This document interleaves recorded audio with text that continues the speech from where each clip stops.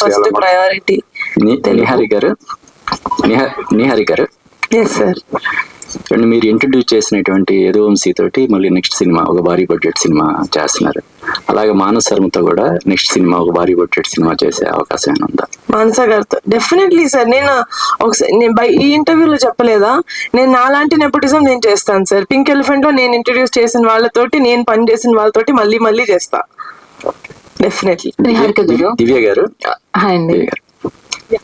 And ఈ project okay చేయడం వెనక స్టోరీ మెరిట్స్ తో పాటు ఇందాక మన కుమార్ అన్నట్టు ఈ మహిళా పక్షపాతం అయినా మీరు ప్రదర్శించారా? నాట్ ఎట్ ఆల్ అండి.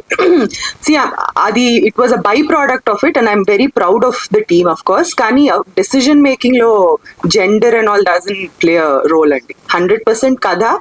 అండ్ ఇందాక సంగీత్ చెప్తున్నట్టు pink elephant pictures, sorry Sangeet గారు, రమేష్ గారు చెప్తున్నట్టు పింక్ ఎలిఫెంట్ పిక్చర్స్, నిహా ఉంది, రమేష్ గారు ఉన్నారు, కమిటీ కుర్రోళ్ళు మీరు చూసారు ఎలా తీసుకెళ్లారు వాళ్ళు. సో ఆ కాన్ఫిడెన్స్ ఉండింది. బికాస్ మంచి స్టోరీస్ ఉన్నా కూడా అది కరెక్ట్ గా ఎగ్జిక్యూట్ చేసే ఛానల్స్ కూడా చాలా ఇంపార్టెంట్ అండి. సో ఆ నమ్మకం మీదే వెళ్ళాం, కానీ gender didn't play a role. Manasa గారు